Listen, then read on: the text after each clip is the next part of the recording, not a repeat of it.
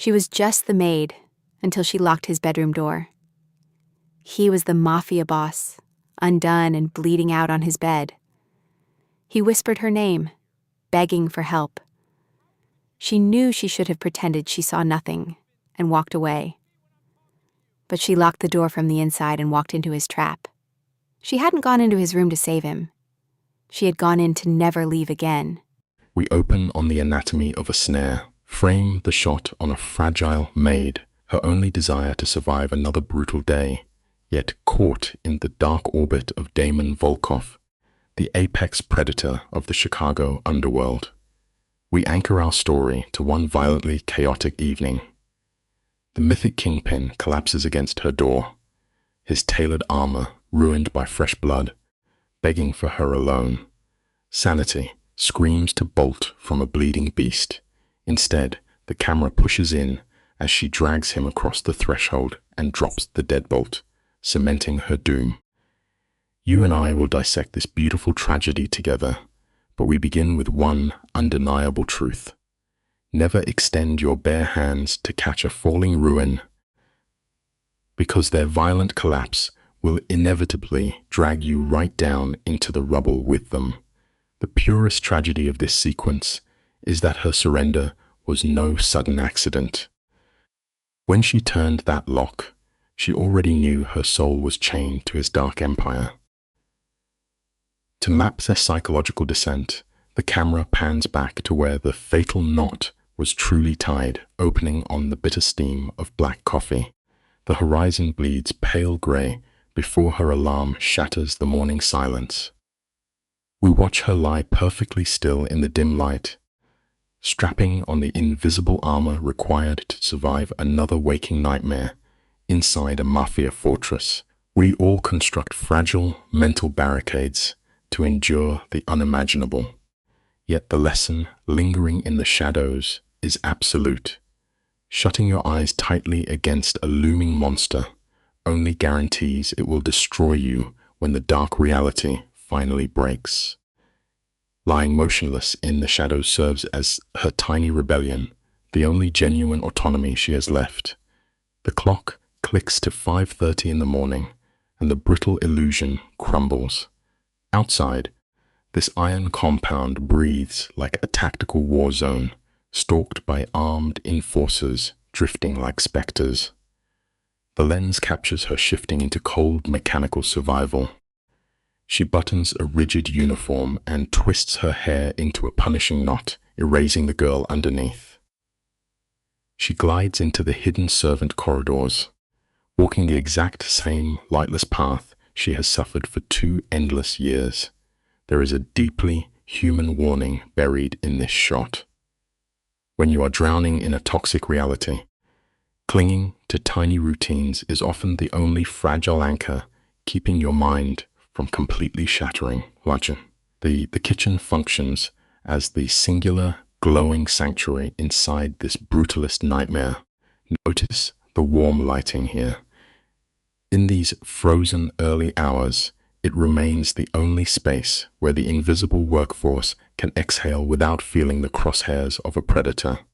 We naturally carve out warm hollows in the center of total peril. Her emotional anchor is Sloane, the defiant head cook, already dusted in flour and wrestling with the espresso machine. Sloane operates as the protective mother of the lower ranks, providing the one thing this concrete tomb aggressively suffocates: laughter. She throws a sharply biting greeting over her shoulder. The underlying wisdom strikes like a heartbeat. A fiercely loyal friend who drags you back to earth is priceless when your entire world is constructed from cold steel and pure paranoia. Alina shoots back a quiet defense. Sloane playfully tears the armor down, mocking her obsessively ironed collar. The camera lingers on Alina. There is an aching relief in letting someone witness your frantic survival mechanisms and treat them merely as endearing flaws. A ghost of a smile cracks her porcelain expression as she readies the silver tray. Watch how her trembling fingers align the saucer with desperate precision. She asks if the monster is awake, and Sloane confirms the Don has been locked in his dark study since 5 in the morning. The roasted smoke hangs in the air like an execution order. The lesson framing this scene is clear. We constantly use the pursuit of perfection as a polished shield, desperately hoping it will mask our screaming panic from the predators in the room. That bitter aroma acts as a heavy psychological trigger. Damon demands his espresso exactly how he dictates his violent empire, scalding, devoid of sweetness, and ruthlessly strong. It is tragic how we map our daily footsteps around the volatile monsters holding our leashes. Sloane mentions their employer is pacing in a destructive mood. Terror hits Alina's chest. She begs her friend to lower her voice, but the cook just shrugs. Gripping the silver platter like a shield, she steps into the freezing cavern of the main hall. Nameless enforcers stand rooted in the shadows like gargoyles. Let us freeze the frame for a piece of blunt wisdom. When forced to walk blindly through a house of wolves, completely silencing your tongue is the absolute best survival tactic you can deploy. The camera tracks her fluid movement. No cold eyes track her passing. This is the core doctrine for surviving a violent syndicate. You either melt into the wallpaper, or you become a chalk outline. She has spent 2 grueling years weaponizing her insignificance, ensuring the hunting dogs never catch her pulse. This sprawling mansion breathes like a gilded trap rotting in the dead woods. She glides up the massive marble spine of the house, terrified the hot coffee might spill. The upper floor is drowned in a sickeningly rich amber light. Stick with me here, because you and I must recognize her quiet genius. In a ruthless society screaming for dominance, mastering the art of absolute invisibility is a terrifying superpower. True safety often means erasing yourself entirely. The mahogany door dominates the hallway, vibrating with the dread of a final standoff. Frame her freezing inches from the brass handle. She sucks in a jagged breath, mouthing the words she rehearsed all morning. "Good morning, sir." A meaningless line of dialogue, yet the psychological gravity pulling at her throat is devastating. We have all stood shaking before a terrifying threshold, paralyzed by a duty that suddenly tastes like an execution. Her skin is damp with cold sweat. Her stomach twists as she curls her trembling fingers to strike the dark wood. The core takeaway echoes through all our lives. The apocalyptic nightmares we direct inside our own heads always inflict far more trauma than the physical reality waiting on the other side. Just breathe and knock. A low baritone slices through the oak, shifting the air pressure of the scene. She pushes the heavy timber. Shadowed bookshelves frame Damon Volkov. He sits rigid in a black suit, his cold eyes surgically locked onto a ledger. She chokes out her line, but the Don offers only a crushing, weaponized silence. The camera follows her desperate shuffle across the vintage rug, begging for a quick exit, when the script flips into pure chaos. Her shoe hooks the thick weave. The violent shift in physics is sickening. The silver tray lurches, launching boiling espresso directly toward the city's most lethal architect. Listen to this brutal truth.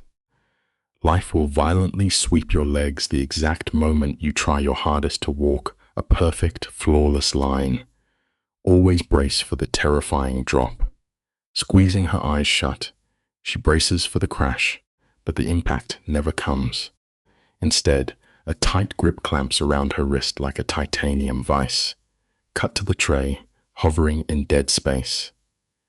Damon intercepted her fall with the terrifying speed of a viper, yet he never left his chair. His hollow gaze remains glued to his ledgers as a gravelly whisper warns her to watch her feet. Shock paralyzes her lungs. The true cinematic hook is the impossible.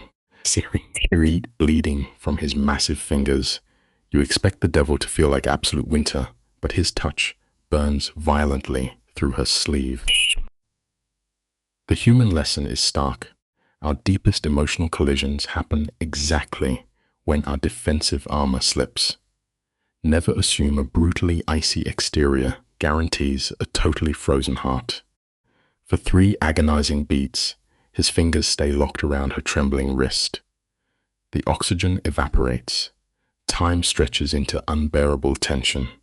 Finally, he releases his hold, coldly instructing her to leave the tray. Alina snaps back into her robotic survival script.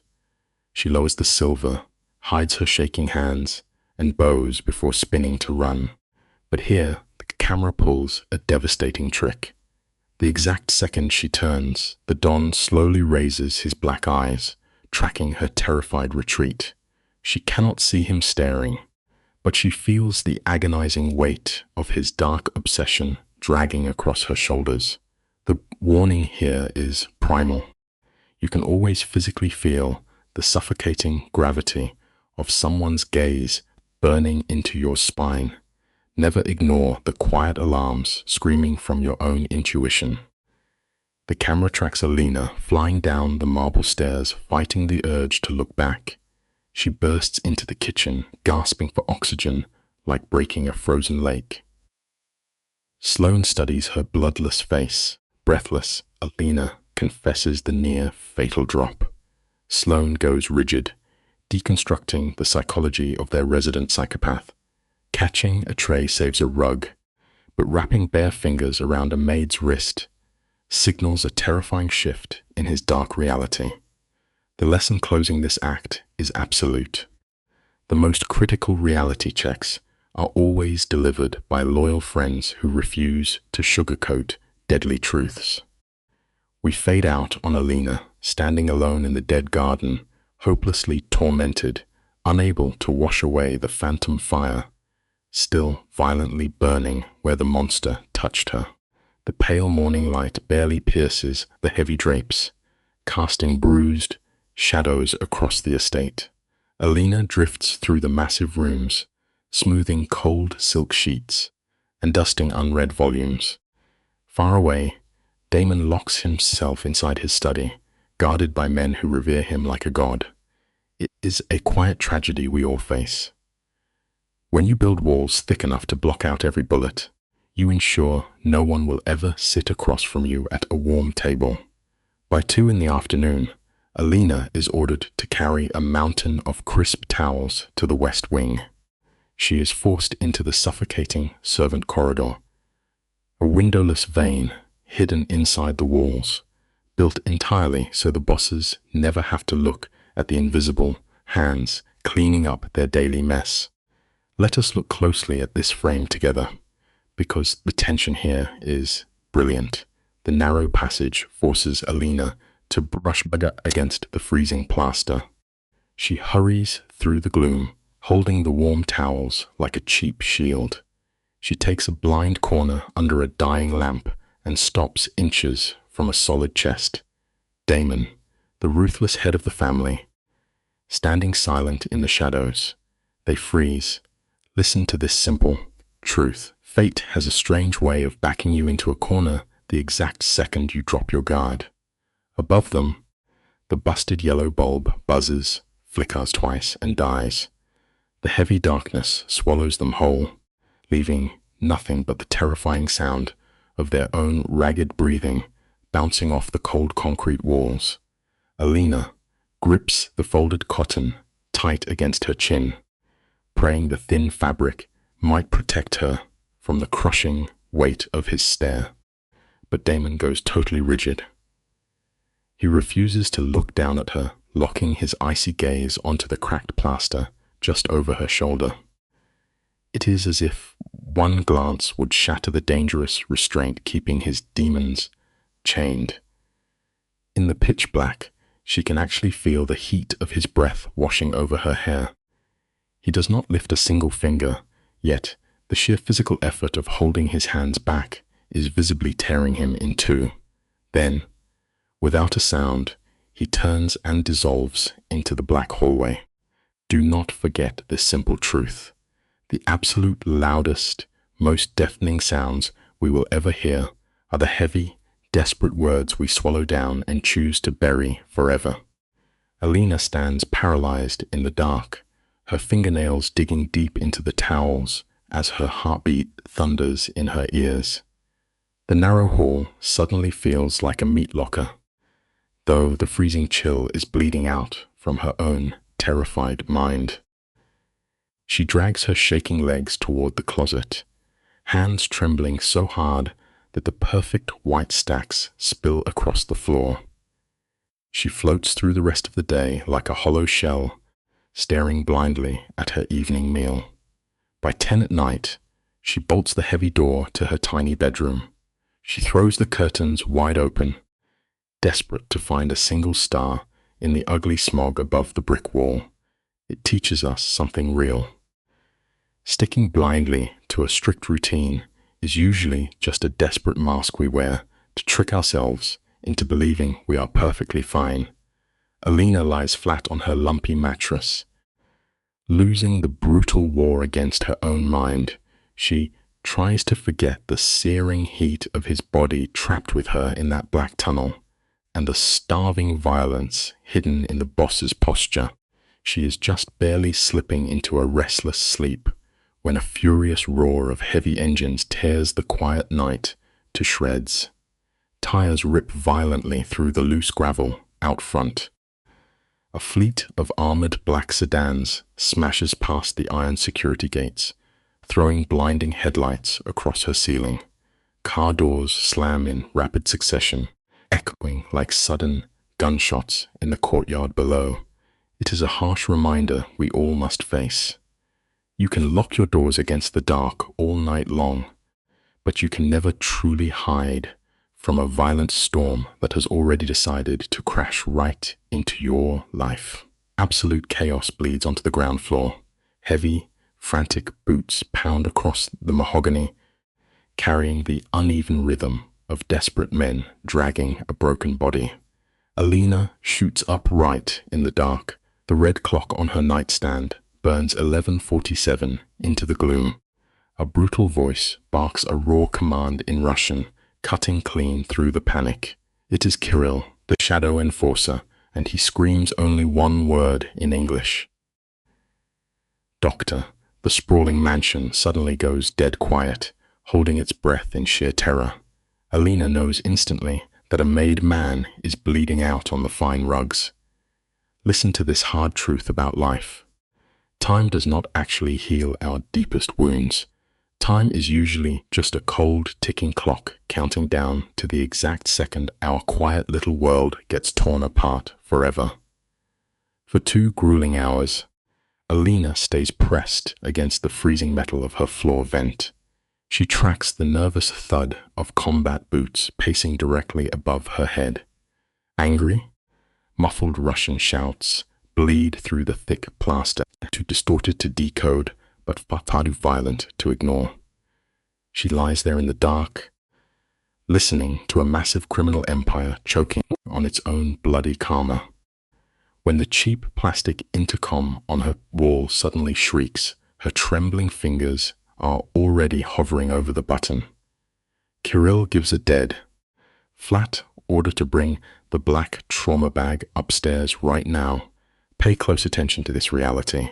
We always learn the hard way that the absolute heaviest, most crushing burdens we will ever have to carry are handed to us without warning, usually right in the dead of night.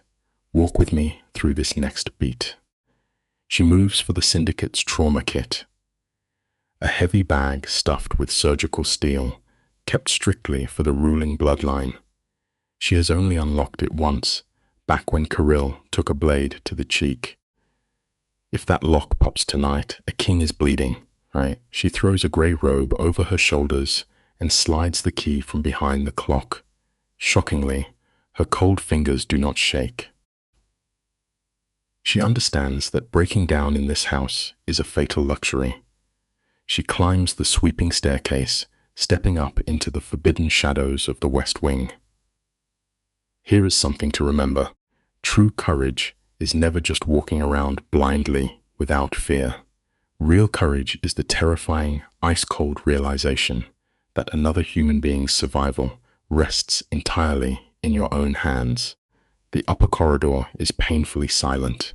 Long shadows bleed across the carpet beneath dim chandeliers. An armed guard looks right past Alina, treating her like thin air.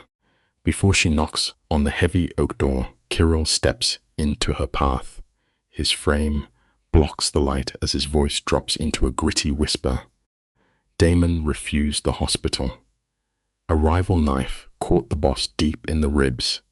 Thrusting the black bag at her means the mob doctor is stranded, and no one else has the guts to put a needle into a wounded wolf.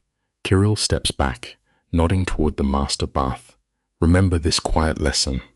Sometimes, stepping into the blood to clean up a violent mess when everyone else hides is the absolute only way to secure your own survival in a vicious, unforgiving world. She clutches the heavy bag to her chest and steps lightly over the thick Persian rugs. There, sitting rigidly on the edge of the white marble tub, is Damon. The undisputed king of the Underworld is stripped to the waist. His ruined dress pants are soaked in a glossy crimson that drips onto the tiles. A shredded towel lies soaked at his feet. The brutal gash carved into his ribs is deep enough to steal the oxygen from Alina's lungs. Yet, as he raises his chin, his face is scrubbed clean. His dark hair is perfectly styled. Those freezing grey eyes are totally calm, showing zero panic. Keep this truth close. The loudest men in any room are just a distraction. The truly terrifying people are the quiet ones who look at their own torn flesh and see only a minor, temporary inconvenience. Close the door, he commands. His tone is shockingly gentle, barely a whisper in the room. Alina drops to her knees, lining up silver needles and gauze along the porcelain ledge. In the brutal gears of this syndicate, a maid who can sew a man back together without questions is worth gold. Damon anchors his heavy hands on his thighs, forcing his jagged breaths into a punishing rhythm. Up close, Alina sees the savage history mapped onto his skin. A massive wolf is tattooed across his chest, a dark brand bought with violence. Faded silver scars map out much older wars. She snaps open the cold saline, meets his icy stare, and whispers that it will burn. Learn this hard truth. The most devastating, agonizing scars a person ever carries are always the ones they bury deep beneath the surface, far away from the light. Picture this scene with me. Alina pours freezing saline directly into Damon's open flesh, and the man does not even flinch. Only his thick fingers flex against his knee, mapping out a ridiculous tolerance for sheer agony. Alina desperately tries to lock her focus on the needle, fighting to block out his pitch-black stare. The quiet gets so heavy she finally breaks it, asking in a whisper who did this to him. Damon goes dead cold. He states, completely flat, that it was a man who truly believed he would wake up tomorrow. When she asks if he made it, Damon drops a simple, silent no. It sends ice through your veins. Take this lesson to heart. You either learn to keep your hands steady when the pressure is choking you, or you end up exactly like the fool who never lived to see the dawn. Alina focuses entirely on her brutal task, drawing each stitch through skin with clinical precision. Damon endures the gruesome procedure with the stoicism of a marble statue. Then, his deep voice shatters the silence. For the very first time in 2 grueling years, he speaks his name aloud. She freezes instantly, the needle suspended in mid-air. In his violent hierarchy, being perceived is far more lethal than being ignored. She forces out a trembling "thank you," but he coldly clarifies it is merely an observation, remaining perfectly still as she applies the white gauze. Consider this simple truth. When a truly ruthless force finally acknowledges your existence, It is never a reward. It simply means you have stepped squarely onto their radar, and the game has irrevocably changed. Alina tries to gather her supplies and retreat, desperate to rebuild the walls between them. But Damon reaches out his heavy hand, locking around her wrist like a steel vice. The dynamic of the room shifts on its axis. He is no longer distracted by the crushing burdens of his empire. His storm grey eyes anchor onto hers, pulling her into his suffocating gravity. She kneels inches from his exposed chest, hyper-aware of the violent pulse beating against his throat. Slowly, his predatory gaze descends to her lips, and she entirely forgets how to draw breath. The lesson here is undeniable. The most lethal traps in life do not resemble dark alleys or iron cages. They look exactly like the intense, quiet gaze of someone who fully intends to consume you. Watch how easily emotional walls fall. His grip softens, sliding up to slowly trace the line of her jaw. For 23 years, Alina has never been handled like something fragile. In this quiet space, her defenses simply evaporate. His face drifts closer, stealing the oxygen from the room. She feels the harsh rhythm of his breathing, the dark scent of his violent world pulling her under. In a devastating act of pure surrender, her eyes slip shut. But the collision never happens. He freezes. His thumb remains anchored to her skin, utterly paralyzed by his own internal war. Remember this quiet truth. Sometimes, the most agonizing distance between two people is not measured in oceans, but merely a single breath they are entirely too terrified to take. Let us look closer at this tragic collision. Damon remains still, waiting for Alina to meet his storm-grey eyes. When he speaks, his voice is wrecked by the emotional toll. He confesses she has no concept of how lethal it is to stand this close to him. This terrifying man, casually bleeding out hours ago, is undone by vulnerability. Slowly, he withdraws his hand, allowing his thumb to gently graze her cheek. That phantom touch is the true weapon, tearing her emotional armor to shreds. Suppressing his agony, he turns his broad back and dismisses her. She remains paralyzed on the cold floor. Remember this, the most devastating blows in life do not come from a clenched fist. They arrive in the quiet, tender moments that strip away your armor and leave you completely exposed. Alina grips her kit so fiercely it cuts into her skin. Fleeing the room, she hits another psychological wall. Kirill, the enforcer, watches the shadows, analyzing her fractured state. Silence hangs between them, thick and suffocating. Clutching the kit like a shield, she descends the stairs like a ghost. She reaches the dark kitchen just as her strength evaporates. Sloane sits quietly at 3 a.m, understanding the silent rules of trauma. She offers a chair without a single question. As Alina collapses, the massive adrenaline crash hits, sending violent tremors down her spine. Here is a harsh truth about endurance. Surviving terror requires iron focus. But the true emotional collapse only strikes the exact second you finally drop your guard and step into a safe harbor. Sloane slowly slides a steaming mug across the table, keeping her promises of absolute silence. She watches until Alina takes a trembling, hesitant sip. Sloane sees a broken woman desperately lying to herself. For the next 48 hours, Alina endures pure psychological warfare. The Don becomes a ghost, treating her like empty air. Heavy oak doors slam shut in her face, and her duties are stripped away with zero explanation. The brutal reality settles deep into her bones. She brushed too close to his hidden wounds, so he built an iron vault to keep her out. It is a painful realization we all must face.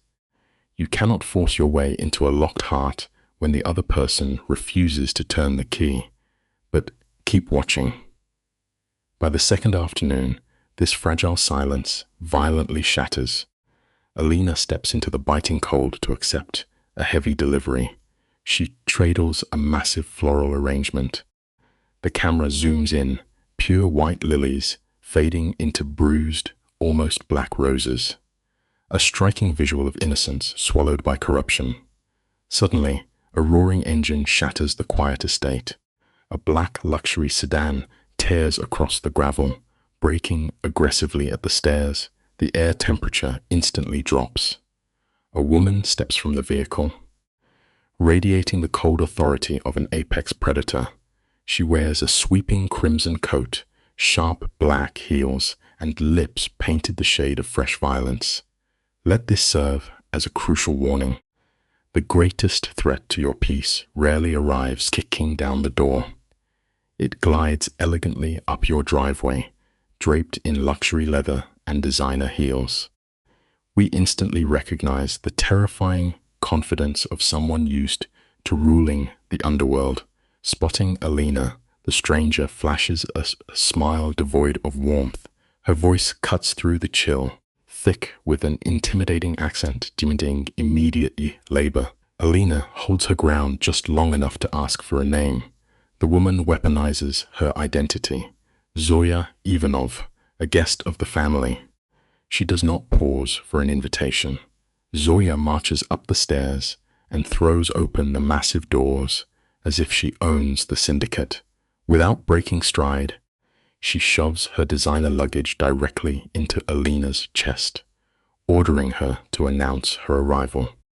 Here is a fundamental law of dominance. True power never politely knocks on the front door. It walks straight in and expects you to carry the heavy baggage. Alina stands stranded on the porch, balancing dying flowers and a heavy designer bag. The freezing wind bites her skin, but the suffocating trace of Zoya's perfume makes her shiver to her core. It operates as grim foreshadowing. The antagonist has breached the sanctum, and Alina is unprepared for the chaos. By morning, the tension has thickened. The breakfast room functions less like a dining area and more like an interrogation chamber. It is a suffocating space filled with blinding sunlight and tall windows staring out at dead gardens. At exactly 7:30, the heavy silver trays roll out. Alina despises this room. We are about to see why. Always remember this truth. The brightest, most illuminated spaces are exactly where the darkest psychological games are executed. The fatal flaw of this breakfast room is the total absence of shadows. Sunlight blasts through the glass, exposing the staff while syndicate guests observe them as if they were breathing furniture. Today, the atmosphere is lethal. Alina steps inside, balancing a heavy tray of steaming coffee. Zoya has already claimed total dominance. She sits in a vicious black gown, legs crossed, pretending to read a book for pure theatrical effect. That toxic crimson lipstick is freshly applied for maximum psychological damage. Two terrified maids are already caught in her suffocating orbit, immobilized by quiet fear.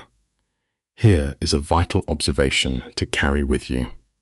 When a predator appears to be casually relaxing, that is precisely the moment they are calculating their most devastating strike. We have all felt that suffocating shift in air pressure just before a confrontation. The other maids huddle near the buffet, trying to vanish, but the true danger observes from the doorway. Kirill, the top enforcer, leans against the frame, nursing a black coffee. This is a massive red flag. A man of his caliber never positions himself anywhere by coincidence. Alina draws a ragged breath, sets down her tray, and murmurs a polite greeting. Zoya slowly raises her cold eyes, purring a cruel demand for coffee. Gripping the heavy pot, Alina walks straight into the jaws of this trap. Astonishingly, not a single drop spills. Her hands are literal ice, remember this. The most profound victories in life happen in quiet moments when you refuse to let your enemy see you tremble. You and I are stepping into the suffocating tension of this room, where the air feels like a loaded weapon. Notice the cold light catching Zoya's manicured fingers against the porcelain cup. She weaponizes the silence before dropping her insult, mocking the calluses on Alina's hands as the ugly stains of cheap labor.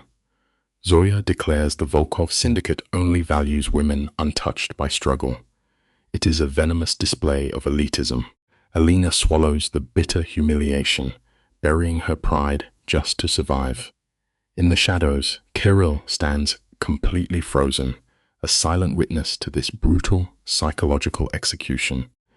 Remember this painful truth: never let a public insult shatter your composure, because your enemies are always waiting for the exact moment you finally break. The cruelty of this moment feeds entirely on the paralyzed bystanders. Olga stares blankly at the wallpaper, her silence making her complicit.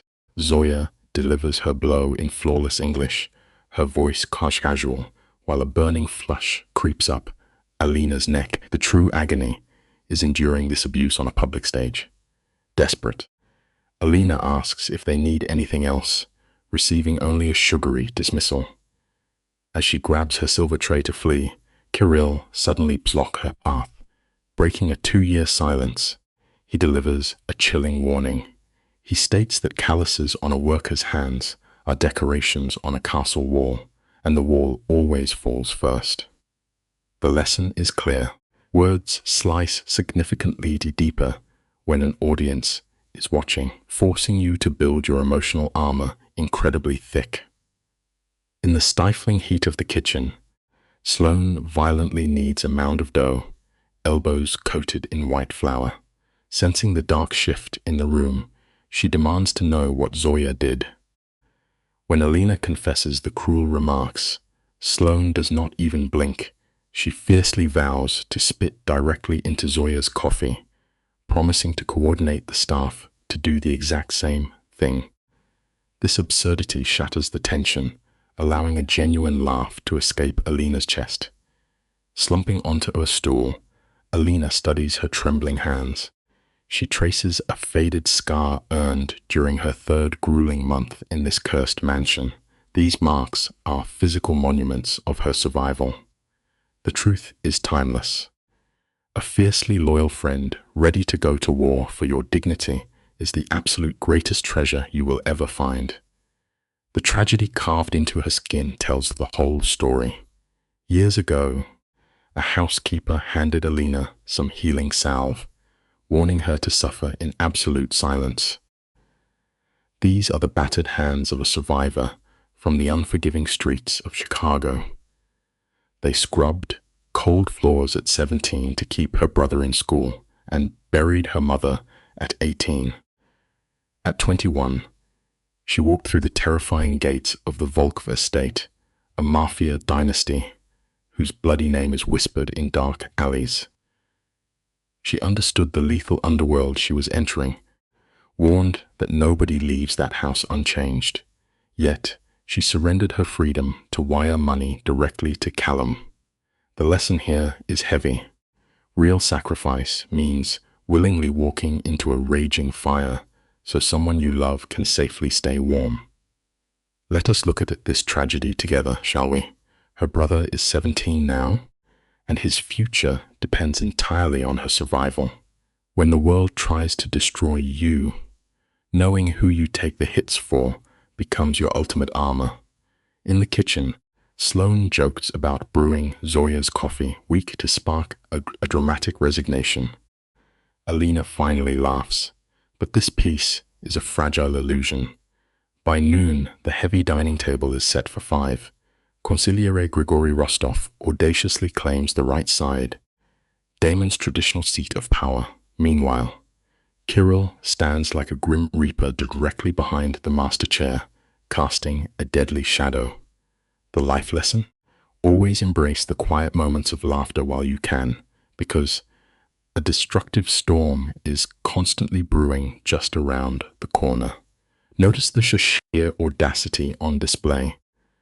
Zoya arrogantly plants herself on Damon's left side, projecting false ownership over the kingpin. Two mobsters whisper in Russian, while Alina performs her invisible ghost routine.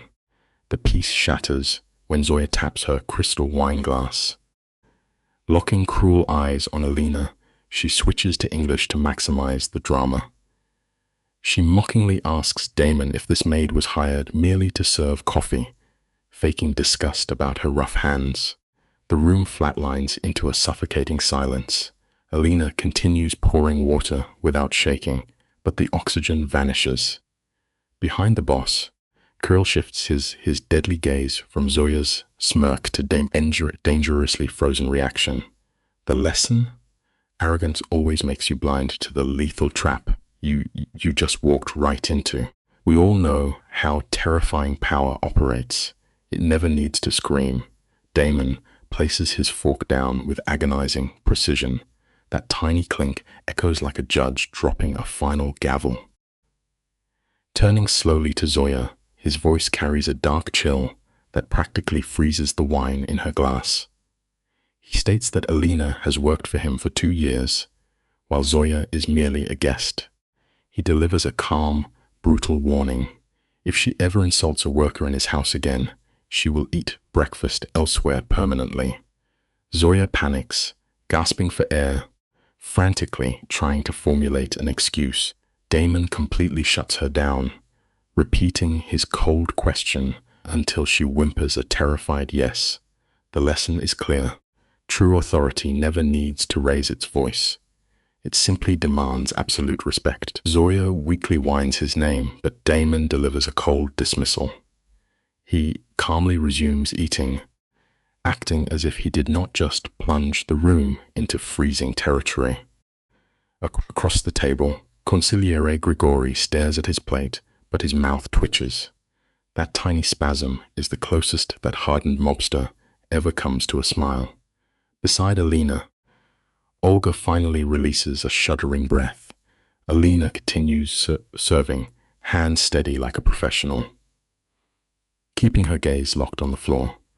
Her racing heart finally settles into a calm rhythm. Finding a sliver of safety inside a room packed with dangerous monsters is often the only peace you ever get. That is a profound life lesson. Just as she silently slips out of the room with her tray, Damon lifts his head and stares directly at her. She refuses to look back, but his stare burns a hole into the back of her neck. She is no longer the invisible ghost she trained to be. Seeking refuge, she hides inside the music room, her quiet, safe zone. A black piano sits untouched on a midnight blue rug, an instrument nobody in this violent family plays. She quietly opens the lid, wipes the dusty keys, and gently closes it, finding comfort in caring for forgotten things. The lesson here is tragic. We often give our most profound love to the broken things left behind by others. Around 7 that evening, the mansion's silence is violently shattered by the roar of heavy engines. 2 cars, then 3. Kirill storms down the staircase with 3 muscle guys trailing him, Damon right on his heels. Damon's jacket is buttoned tight, his eyes locked onto some violent destination. He is in ruthless boss mode. Alina watches from the window, tracking the headlights as they vanish past the iron gates. She whispers into the glass, asking where they are going. Sloane warns that they are heading somewhere she does not want to know about. We are often taught that ignorance is a weakness, but the lesson here is different. Sometimes, not knowing the dark details is the only psychological shield you have left. Alina tries to sleep, but her nervous system is trapped in panic mode. It is nearly 3 in the morning when the cars finally roll back in. The tires chew the gravel in a slow, ominous rhythm. A door slams violently, and frantic footsteps rush the side entrance. Stick with me, because you and I both know that terrifying feeling of late-night panic, that sudden chill, freezing your blood. Alina hears Kirill outside, screaming at his men to carry something upstairs. Shaking, she throws her robe on and slips down the dark staircase. The kitchen is dead silent. Alina creeps through the shadows, her heartbeat echoing like a drum. She reaches the main hall at the exact moment the exhausted men drag themselves inside. Damon is leading the pack. He is still on his feet, but his posture is brutally crooked. His white shirt is soaked with blood on his right shoulder. It is crusted at the top, but bright red as it drips down his arm. The lesson here? Sometimes, sheer human curiosity is a dangerous trap that pulls us right into the center of a violent storm. Damon's hollow eyes stare into some hellish dimension. One bloody hand clamps his ruined shoulder. His other arm hangs limp, fingernails painted crimson. Kirill hovers behind him, gripping the boss's elbow to keep him upright, followed by two battered guards. Terrified, Alina shrinks backward, pressing her spine against the freezing wall. As Damon staggers past, his head slowly turns. Those freezing gray eyes lock onto hers for one infinite second. She sees the raw agony he is trying to swallow, and he sees her witnessing his vulnerability. Yet, his pride ensures he never breaks his grueling stride. Here is a major life lesson. The greatest burdens in life are the painful weights we stubbornly refuse to let anyone else carry. He vanishes upstairs, and that bedroom door slams shut. Hãy cùng tôi bước vào khung cảnh nghẹt thở này. Alina đứng chôn chân giữa hành lang, lồng ngực thắt chặt đến mức từng nhịp thở cũng trở nên xa xỉ. 2 phút trôi qua đằng đẵng như một thế kỷ đọa đầy. Bất thình lình, Kirill lao xuống cầu thang tựa. Cơn lốc gầm gừ tiếng Nga qua bộ đàm. Hắn gắt gỏng ra lệnh cô phải ở yên trong bếp vì bác sĩ đang tới, và ngài trùm Damon cấm bất kỳ ai bước lên lầu. Tiếng lốp xe rít lên xé toạc màn đêm, trả lại sự tĩnh lặng ngột ngạt cho căn biệt thự khổng lồ. Trôi về bếp như một bóng ma, cô bắt gặp ánh mắt dò hỏi của Sloan, và chỉ biết run with him thì rằng vai ngài ấy đã dính đạn. Bài học ở đây rất rõ. Những tổn thương sâu thẳm luôn để lại âm vang đầy ám ảnh, ngay cả khi mọi cuồng phong đã chen chìm vào hư vô. Chúng ta hãy nhìn sâu hơn vào khoảnh khắc tăm tối này. Khi Sloan gặng hỏi, Alina chỉ biết lắc đầu lầm bầm rằng bản thân hoàn toàn mù mờ. Bầu không khí trong bếp đặc quánh lại, nặng nề đến mức có thể nghiền nát cả đá tảng. Sloan khuyên cô nên chợp mắt, nhưng làm sao có thể an giấc giữa cơn ác mộng này. Alina cuộn tròn trong phòng, toàn thân run rẩy sợ hãi. Ngay sát 5 giờ sáng, một âm thanh kỳ dị chợt dội tới. Đó không phải tiếng bước chân mà là một tiếng rên-rỉ vỡ nát, dội xuống từ ống thông gió của phòng ngủ chính. Âm thanh man dợ của một con thú hoang đang chết chìm trong đau đớn cùng cực khiến cô bật tung người khỏi nệm. Cuộc sống luôn nhắc nhở ta, dù bạn có cố chôn vùi nỗi đau sâu đến mấy, nó vẫn luôn tìm được kẽ hở để gào thét giữa màn đêm. Alina thấu hiểu tận cùng sự tàn khốc của những vết thương xuyên thấu thịt da. Cô đã thấy máu tuôn rơi, và giờ đây, vị vua cõi ngầm lại đang tự nhốt mình trong bóng tối cô độc. Gã bác sĩ lậu dường như đã bốc hơi để giữ an toàn cho vỏ bọc của họ. Nếu Damon đang dần lụi tàn vì mất máu trên kia, cô chính là hy vọng duy nhất. Không chần chừ, cô vồ lấy chìa khóa tủ thuốc. Đôi bàn tay run lẩy bẩy nhưng đầy kiên định. Cô vội vã sắp xếp một khay bạc với nước đá, băng gạc và cồn sát trùng. Những bước chân lướt qua bậc thang chìm trong bóng tối chỉ dựa vào ký ức. 2 năm nín lặng đã dạy cô thuộc lòng từng tiếng cọt kẹt của ván sàn. Chân lý ở đây rất đơn giản. Lòng dũng cảm thực sự không phải là không biết sợ, mà là quyết định tiến bước cứu rỗi một người dẫu cho team. Bạn đang đập loạn nhịp vì khiếp đảm. Giờ thì bạn và tôi cùng nhìn thẳng vào khung cảnh ám ảnh này nhé. Khu cánh tây của căn biệt thự đang ngập trong thứ ánh sáng mờ ảo. Tên vệ sĩ khổng lồ thường túc trực đã biến mất, bị đuổi đi khi ông chủ loạng choạng bước lên lầu. Alina lướt nhẹ trên tấm thảm len mà không tạo ra bất kỳ tiếng động nào. Khi đến trước phòng ngủ chính, cô bỗng đứng sững lại như hóa đá. Cánh cửa gỗ sồi nặng nề đang hé mở, hắt một vệt sáng vàng vọt xuống mặt sàn. Trong thế giới tàn độc của băng Volkov, những cánh cửa hoặc bị khóa trái, im lìm, hoặc mở toang đón gió. Cửa hé mở là biểu tượng của một sai lầm chí mạng. Nó khắc sâu một bài học, phơi bày điểm yếu giữa bầy sói là rủi ro đoạt mạng.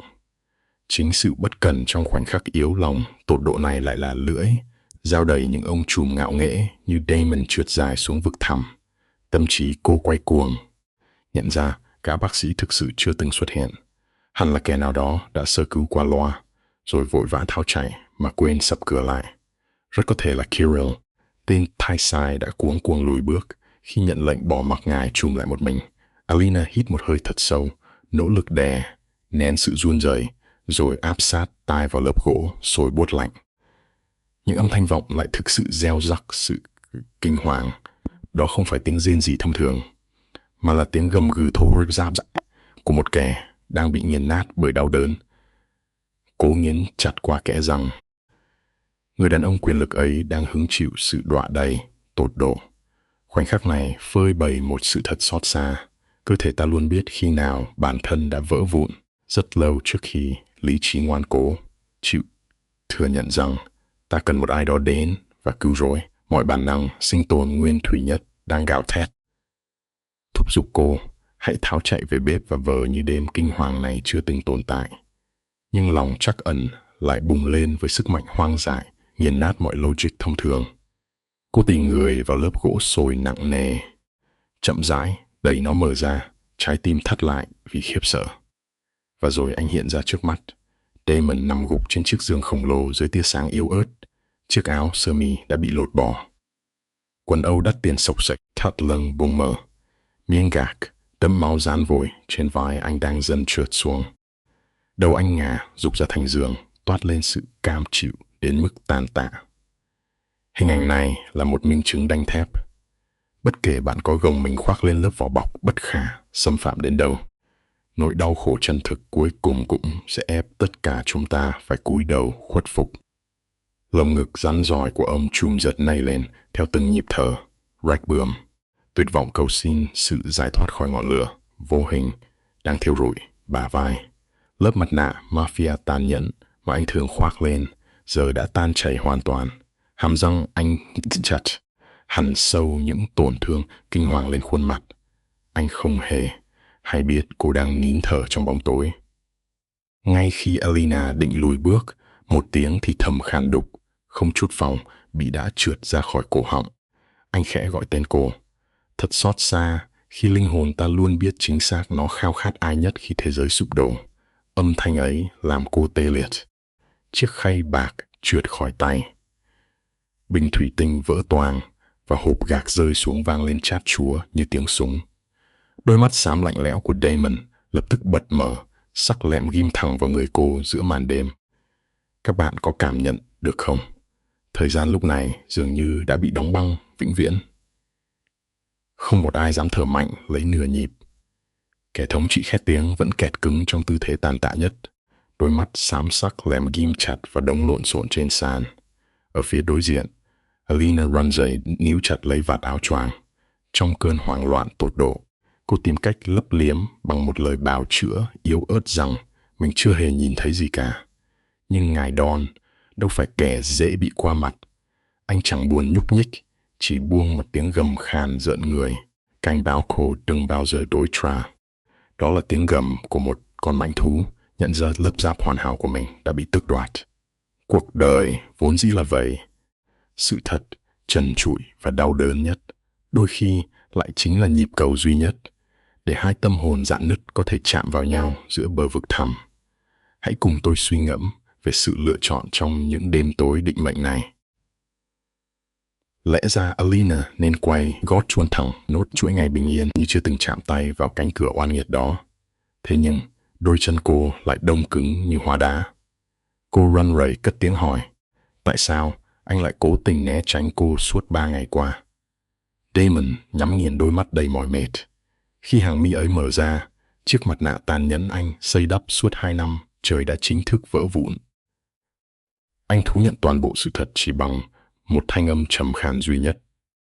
Ngay khoảnh khắc ấy, cô bàng hoàng nhận ra anh đã thấu tỏ mọi bí mật từ tận 2 năm trước. Đôi chân cô mềm nhũn, trực chờ quỵ ngã.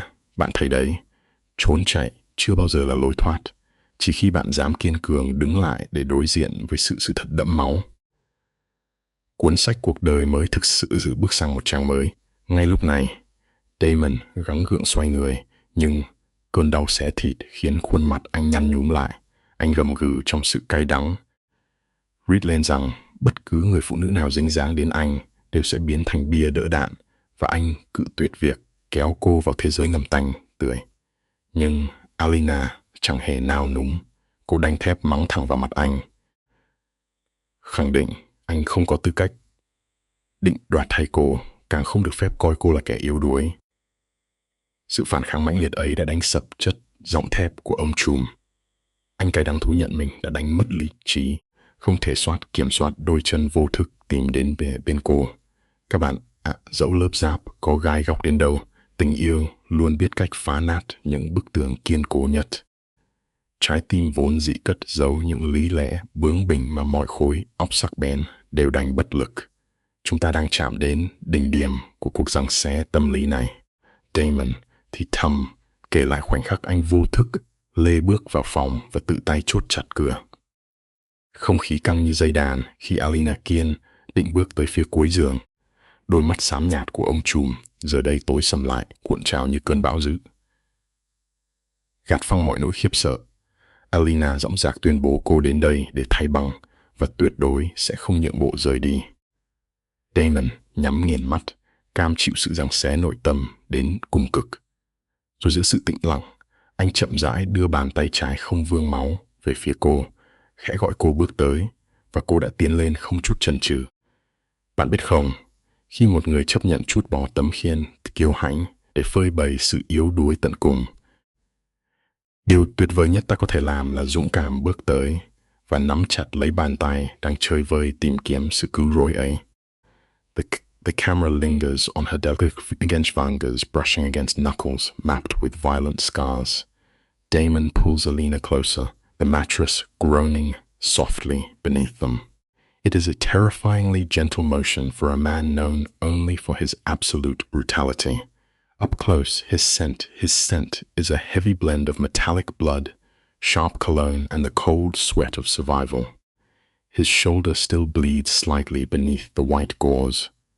Alina traces the dark stitches she sewed into his flesh just days ago, a permanent signature she left on this dangerous man. He reaches up, his calloused fingers slowly brushing a stray lock of hair behind her ear. It is funny how life works. The most profound bonds we ever forge do not happen in the light, but in the quiet midnight hours when we are simply trying to heal each other's deepest wounds, worries. Damon drops his voice to a rough whisper, offering her one final exit from his shadowed world. Alina holds his gaze entirely steady, refusing to blink, silently sealing her own fate. When his mouth finally meets hers, the kiss shatters 2 agonizing years of carefully built defenses. It is a punishingly slow, deliberate connection. He touches her like a starving man who refuses to make a single mistake. His radiating warmth leaves her feeling beautifully fragile, yet entirely whole. His ruined hand hooks the collar of her robe, sliding the silk down with agonizing patience. Stick with me here, because you and I need to understand this moment. True devotion is rarely found in a reckless rush. The most powerful proof of love is often just the quiet, unwavering patience to simply wait. He peels the silk robe from her shoulders, as if disarming a live wire, stripping away the heavy emotional armor she has worn for years. Beneath it, she wears nothing but a cheap, frayed slip, yet this ruthless syndicate boss stares at her as if she is draped in spun gold. He murmurs against her mouth, feeling the flutter of her breath. Alina whispers that she is not afraid of him, and he knows it is the absolute truth. He guides her backward onto the mattress, handling a woman forged in iron as though she were made of the thinnest glass. The silence in the room is suffocating, broken only by his knuckles tracing the rapid pulse at her throat. Opening your soul carries a terrifying risk, but surrendering that vulnerability becomes a beautiful triumph when handed to someone who has truly bled to earn it. He braces his massive frame above her, holding his weight back to shield her from his physical dominance. Here is a lethal underworld king, his chest still bound in bloody gauze, treating her like absolute royalty. He asks if she is all right, his voice stripped of its usual terrifying authority. He promises to take it slow, and the words sound like a blood oath.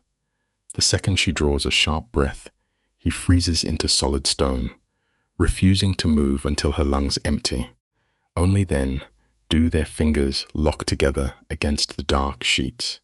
Look closely at the brutal contrast of his scarred knuckles wrapping around her pale skin. We often forget what real power looks like. True strength is never about destroying your enemies. It is knowing exactly when to soften your grip and choose gentle mercy.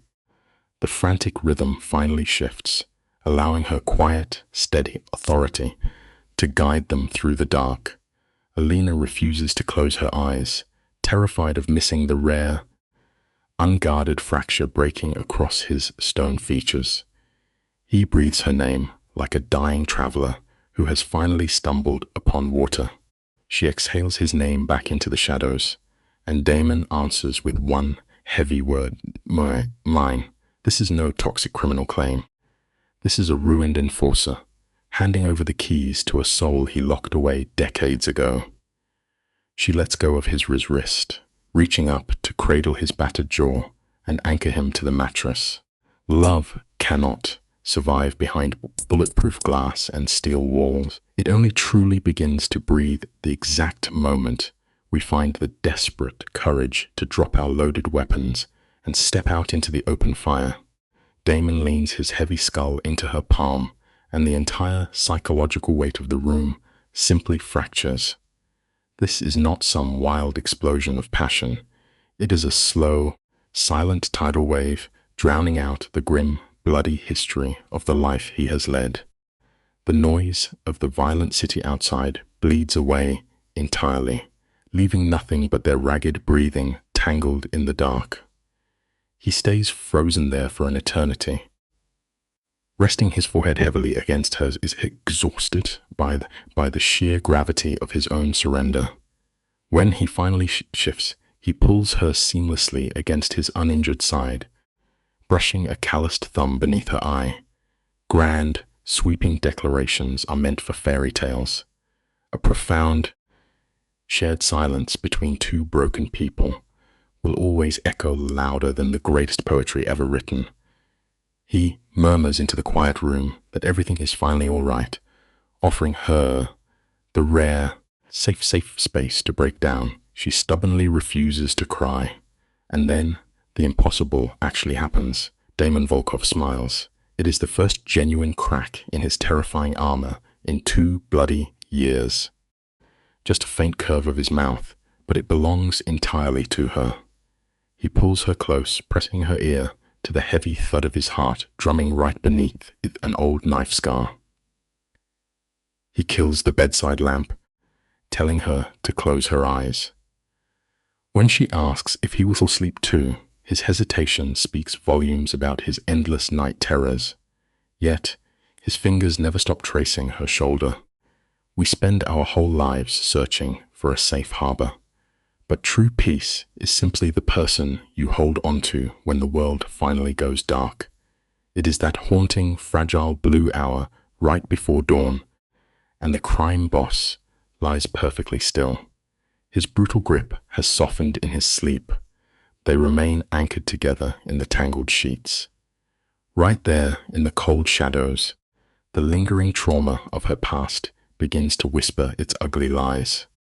She stares at the door, calculating the distance to the servant stairs. If she vanishes now, she can escape before the morning sun wakes him up to regret his tender weakness. Panic rises in her throat, and she carefully tries to slide her wrist free. Instantly, his massive hand clamps down on hers like a steel trap. It is a beautiful, terrifying reminder. Our darkest fears are usually just heavy ghosts, desperately trying to steal the quiet truth waiting for us in our brand new mornings. Without even bothering to open his eyes, Damon lets out a low, gravelly grumble, ordering her to stay exactly where she is. With one fluid motion, he drags her backward flush against his chest, throwing a heavy arm over her waist, as if she is the only gravity keeping him on the earth. He drifts right back to sleep, claiming her with a terrifying finality. Every person in this brutal city knows the golden rule. You never look twice at what the boss marks as his. When Alina finally opens her eyes, blinding sunlight is pouring across the floor, and Damon is already gone. She sits up in the massive bed, and suddenly the terrifying room just feels ordinary. We waste hours building monsters in the dark, forgetting that daylight can always chase those hollow shadows right out the open window. Pay attention to the brilliant psychological play he leaves behind. Neatly folded at the foot of the mattress is Damon's oversized black silk shirt. As Alina slips it over her shoulders, the dark scent of his cologne swallows her completely. In his ruthless syndicate, what you wear is a declaration of war, and she puts this on like a heavy piece of armor. Instead of creeping down, the servant stares like a victim, terrified of whispers. She walks right down the grand mahogany staircase with absolute fire. She made her choice in the midnight shadows, and she refuses to apologize for it in the sun. She pushes into the kitchen, met by the sharp smell of coffee. True courage is simply standing tall and deciding that your own quiet truth matters far more than the petty judgments of the world. Sloane hears the heavy oak door swing open, and her entire body instantly goes rigid. The wooden spoon physically drops from her fingers as she spins around, staring in absolute shock at Alina. Barefoot, tangled hair, wearing black silk that costs more than a car and smelling entirely like the most dangerous man in the city. Sloane chokes on her words, demanding to know if she has completely lost mind. Alina parts lips to explain, but the words never come. Damon Volkov strides effortlessly into the kitchen, his dark presence instantly shifting the gravity of the massive estate. You and I both know how this goes. We can try to bury our deepest, most dangerous attachments in the dark, but eventually, the raw truth always kicks down the front door for everyone to see. Picture the sheer suffocating tension hanging in the air of this bright morn. Damon moves past the counter with the quiet grace of an apex predator. His fresh white shirt is left unbuttoned, exposing the stark white bandages wrapped tight across his chest. Alina watches his hands, wondering if this madman actually stitched his own torn flesh in the dark. He claims the space effortlessly, grabbing a heavy ceramic mug. As he turns, his dark eyes lock onto hers. One slow, arrogant raise of his eyebrow, and she answers with the faintest nod. As he steps past her, his bruised knuckles deliberately brush the bare skin of her arm. He drops a low, gravelly morning greeting that swallows the oxygen in the room. True intimacy rarely needs to scream.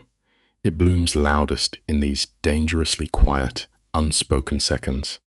The heavy oak door clicks shut behind Damon, and the room exhales. Watch Sloane's shoulders drop, her body caving into a wooden stool as if her bones have turned to ash. For 10 agonizing seconds, the only sound is the ticking clock. Sloane's eyes dart to Alina, haunted, before she desperately jokes about the coffee being too bitter. It is a fragile shield against the dread they just survived.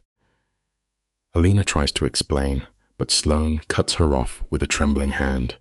She points at the flower, insisting They will dissect this romance later, armed with a strong drink. Alina breaks into a fractured laugh. Humor is our final barricade. When reality becomes a crushing weight, a simple joke is sometimes the only thing keeping us from completely shattering.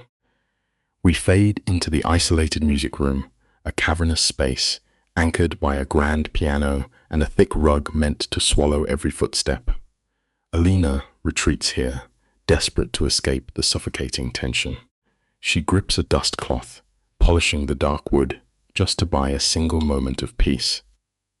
But the heavy doors swing open behind her without a single sound. There is no warning, just the sudden, violent intrusion of a sickening perfume. The sharp sting of bitter lemon and heavy amber floods the cold air, and Alina's stomach drops as she recognizes the scent. She freezes in place. It is a tragic reality we must all eventually face.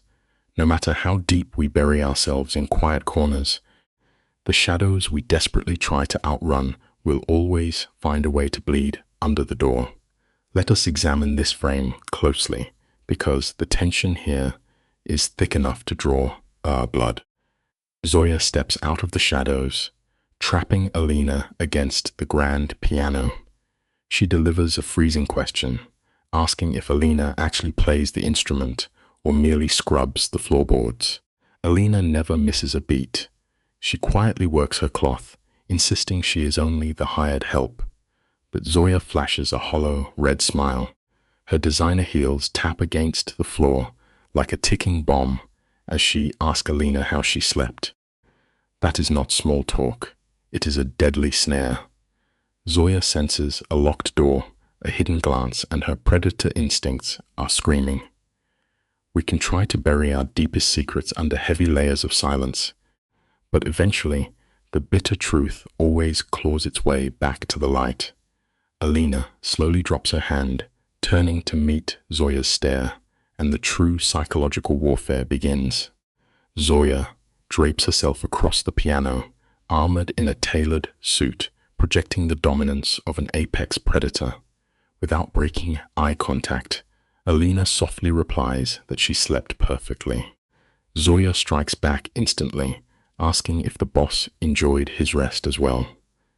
Most people would shatter under that weight, but Alina holds steady.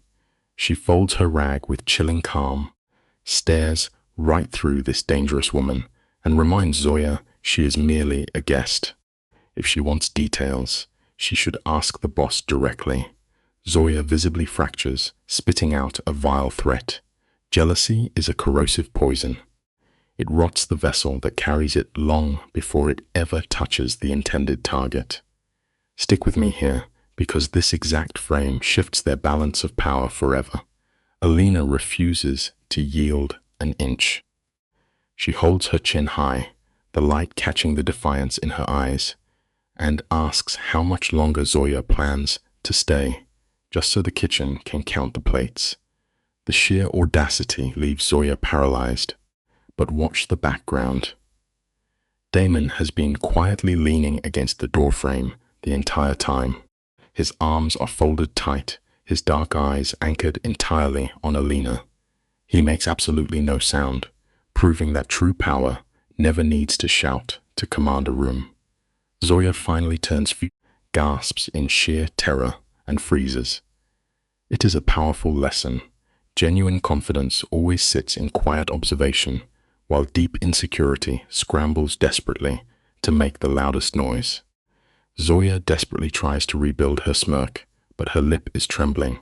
Defeated, she storms out, brushing past Damon.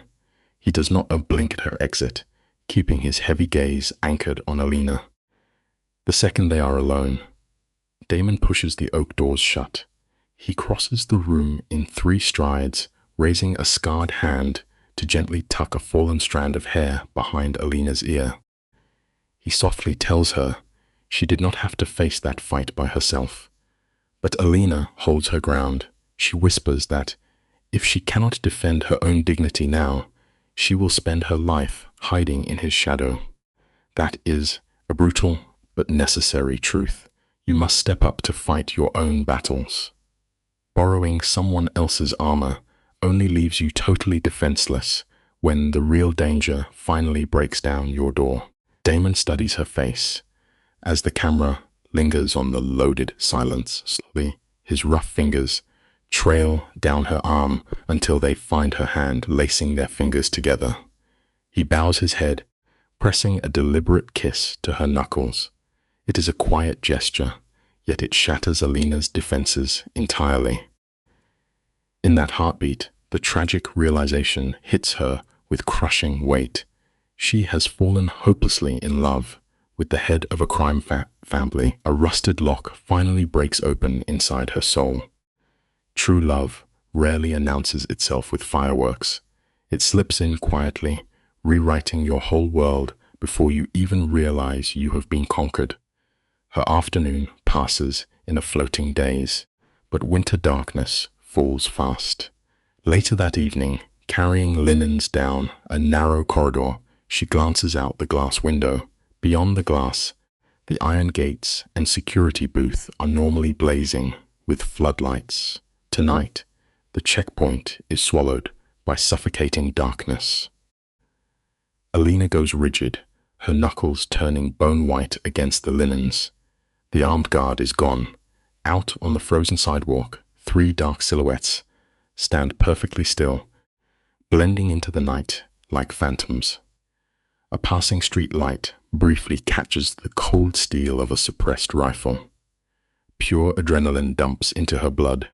We all eventually face a brutal second where our safe illusions shatter, forcing raw survival instincts to take the wheel. Instead of running blindly toward the grand hall, where she would be easily gunned down, she drops the linens and sprints for the hidden servant staircase, taking the steep steps 2 at a time. Her lungs burn as she claws up the claustrophobic passage. Bursting into the upper corridor, she hammers her fists against Damon's doors. He barks for her to enter, and she shoves the wood aside. Damon and his enforcer, Kirill, are leaning over a sprawl of blueprints. Alina gasps out that the back gate is dark and masked shooters are advancing. You and I need to appreciate the terrifying shift in this exact frame. In a split second, the gentleman who kissed her hand vanishes entirely. In his place stands the cold-blooded architect of a ruthless crime empire. Damon's tone drops to absolute zero as he orders Kirill to ready the weapons. It is a brutal reality of life. When the wolf is finally at your door, you must freeze your own heart and let pure, cold logic keep you alive. Damon processes the threat with mechanical speed. He aborts the garage escape, knowing the front drive is an armed death trap. Kirill barks frantic orders into his radio. Damon commands Alina to hide in the cellar, but she refuses. She points out a forgotten dirt path cutting through the garden toward the eastern boundary. The guards ignore it because it is just a servant's trail, meaning the strike team will leave it unguarded. Watch Damon's eyes. He's balancing the terror of losing the woman he loves against the cold logic of her plan. Kirill gives a grim nod of agreement. Damon racks the slide of his pistol and orders her to lead the way. Keep this lesson in mind. Sometimes the most overlooked and humble roads are the exact paths that lead to our salvation. The mansion plunges into total war. They rush down the steps into the kitchen, finding the old cook paralyzed with terror. Kirill shoves her toward the reinforced pantry, ordering her to bolt the door and stay silent. She scrambles inside without a word. Alina guides the men through a dark corridor just as a heavy explosion of gunfire erupts from the grand foyer. The thick walls muffle the sound, but the violent rhythm of automatic rifles is undeniable. The main defenses have collapsed. Damon grips his weapon tightly, quietly urging them to move faster. They push through the rear exit into the freezing winter air, spotting 2 loyal soldiers holding the perimeter line. We must remember this truth. When your world descends into absolute chaos, forcing yourself to keep moving forward is your only real chance at survival. Kirill flashes a tactical signal to the guards as they sprint across the frozen grass. But tragedy loves to change the rules. Without warning, a second team of masked assassins bursts from the greenhouse. One shooter up. Opens fire in a wild panic. Damon does not hesitate. He throws his full weight against Alina, slamming her into the brick wall to shield her. A stray bullet shatters the stone beside her ear, sending jagged shards ripping into her arm. Warm blood soaks her sleeve. Damon and Kirill return fire with terrifying precision, dropping the ambushers into the mud. A heavy silence falls over the ruined garden. It is a bitter lesson. Sometimes, accepting a painful wound is the only way to avoid a fatal strike. Behind them, the battle inside the grand estate violently rages on. The deafening roar of gunfire abruptly dies, leaving a ringing silence. In that fractured second, Damon's impenetrable armor shatters. The camera pushes in as he spins Alina around, his hands gripping her shoulders with frantic desperation. His dark eyes dart wildly across her coat, terrified of finding a fatal wound. Seeing a blood stain on her sleeve, his voice breaks into a ragged whisper. She softly insists it is just a scrape from a brick wall, but he keeps searching, his face completely drained of color. This brutal moment teaches us to hold our loved ones tightly while they stand before us, because tomorrow is never promised. The radio crackles. Kirill's cold voice reports the grim truth. Morozov has slipped away, leaving behind nothing but dead men and the bitter stench of burning rubber. Morozov slipping the net is a fatal error, yet in this haunting frame, Damon simply does not care. He cups Alina's dirt-streaked face in his palms, holding her as though she were made of spun glass. Blood soaks through his own shirt from a grazed shoulder, but he entirely ignores the pain. Slowly, he rests his heavy forehead against hers, his eyes drifting shut in the gloom. Alina whispers that she is alive, anchoring him to the only reality that matters. He answers only with the ragged rhythm of his breathing. You and I must remember that surviving the storm is only half the battle. How we rebuild in the aftermath truly defines us. The scene cuts to 3 in the morning. Inside the manor, a shattered crystal chandelier casts a harsh, unforgiving light over torn silk rugs and dark, pooling stains of the fallen. Step through the ruined doors with me and survey this absolute wreckage.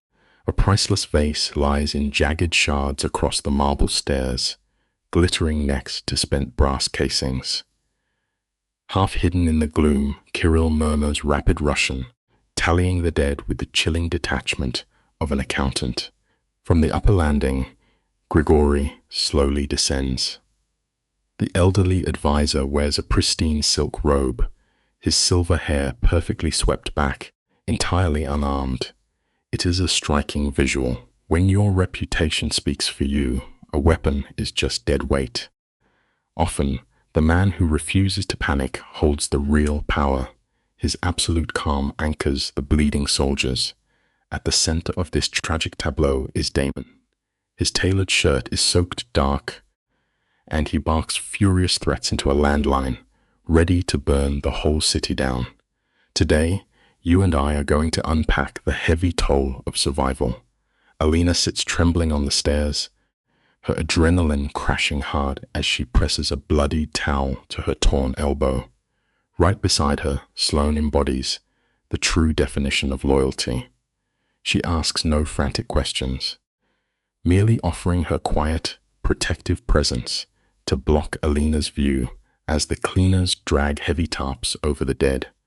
We often float through life with casual friends, but extreme trauma violently strips the noise away. In our darkest moments, finding out who stays by your side is a profound lesson. The tension snaps as Damon violently slams his telephone onto its receiver.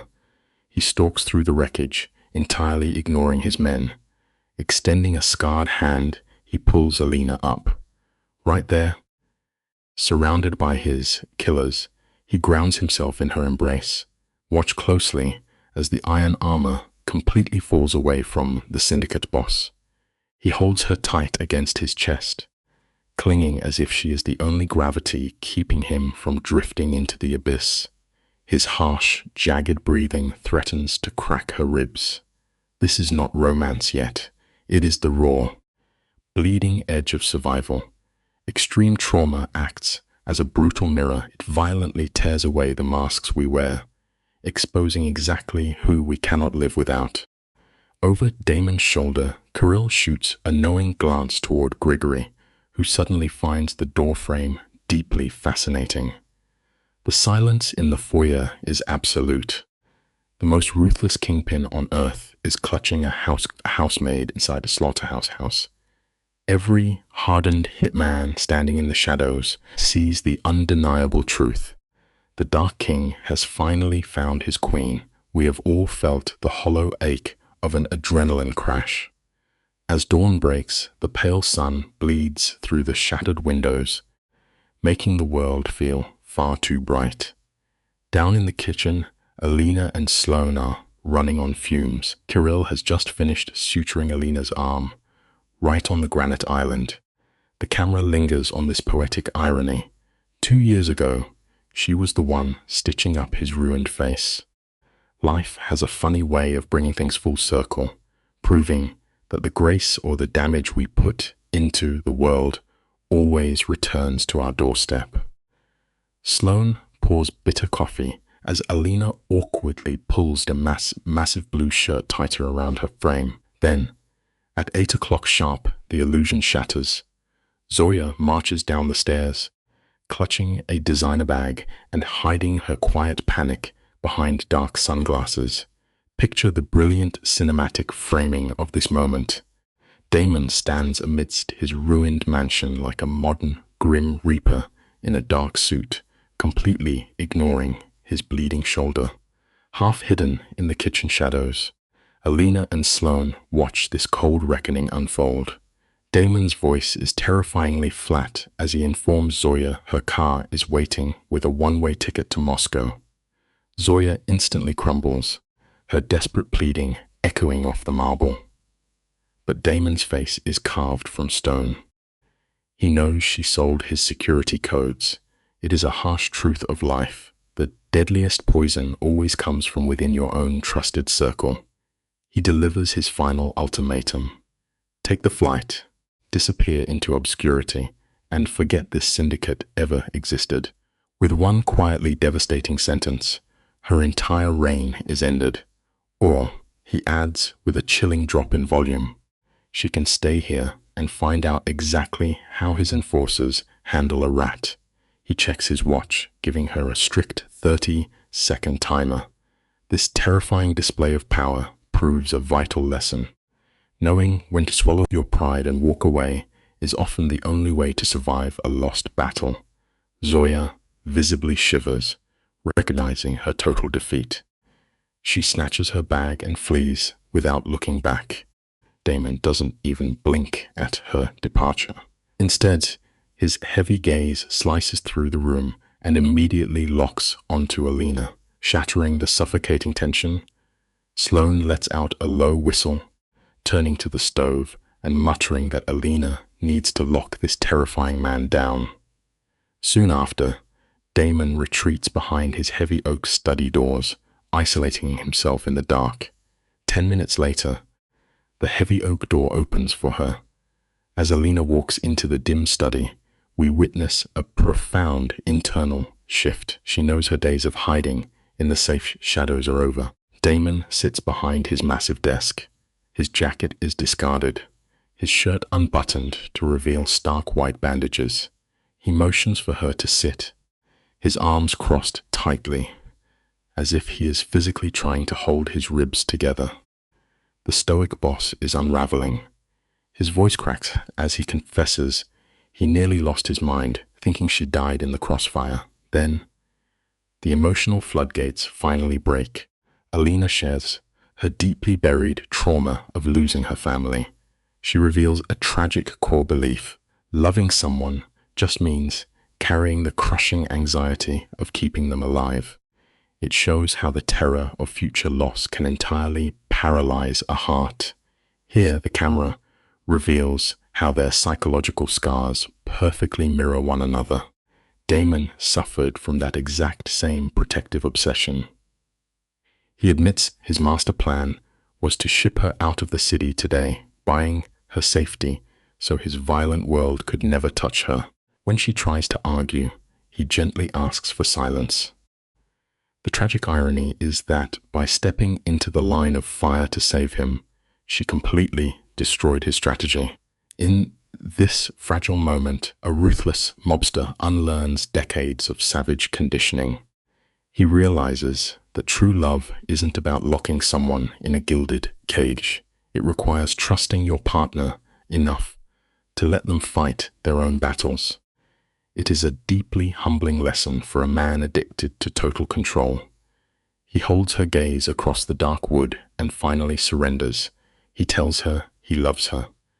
Stick with me here, because we need to appreciate the sheer magnitude of this breakthrough. A cartel kingpin, dropping a genuine confession of love. This man has kept his humanity locked in a cold steel vault since childhood. He only spoke those words because swallowing them was physically suffocating his heart. Alina sits frozen, entirely stunned by the emotional shockwaves.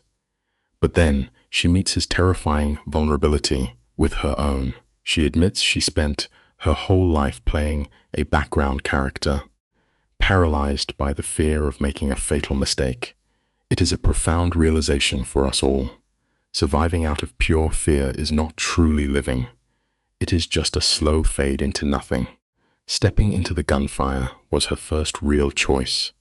She chose the dangerous, bleeding reality of staying by his side over a safe, empty existence. The heavy atmosphere in the dark study shifts instantly. Damon closes his eyes, letting her quiet defiance completely shatter the iron armor he has worn his entire life. It is beautiful proof that true vulnerability is often our sharpest weapon, and she has effortlessly disarmed him. She holds his intense gaze and finally whispers that she loves him too. The words drop like heavy anchors, settling the stormy room. He wastes no time. Crossing the space, he frames her face with his scarred hands as if she were crafted from fragile glass. This is not the frantic, blood-soaked clash of survival from last night. This is the calm, deliberate action of a king locking in a lifetime vow. When they finally pull back, he keeps his forehead resting gently against hers. Breaking the gravity, he asks in a raspy whisper if she still plans to scrub his floors. Alina stands her ground on the marble floor, admitting she simply does not know how to be anyone else. Damon steps close, promising she will never have to work again. But she only smiles, a defiant spark catching the light. There is a beautiful lesson here. True power never requires erasing the core of who you are. She loves the chaotic heat of the kitchen and the honest rhythm of daily chores. Her only demand is an end to those suffocating servant quarters. Damon offers a slow, unguarded smile, a rare vulnerability meant only for her eyes.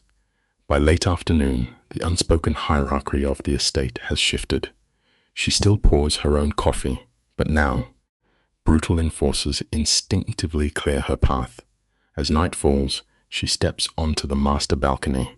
You and I know how this feels. The deepest shifts in life always happen in total silence. By mid-afternoon, Kirill, a man feared for his sheer violence, is quietly carrying her worn bags and frayed paperbacks directly into the master closet. Her sudden elevation in status is staggering. Now, she stands in the chilly evening air, swallowed whole by one of Damon's heavy navy shirts. She closes her eyes, breathing in his lingering scent of sharp cologne and rain. Barefoot against the cold stone, she leans over the balcony railing with a quiet authority. Looking down from the peak of this dark empire, she traces the heavy fortified walls, calmly observing the stark physical barrier between her terrifying new reality and the world she left at Boston. Behind, picture the freezing November wind whipping off the dark lake, carrying a bitter bite. Alina stands perfectly still. Without a sound, the glass door slides open.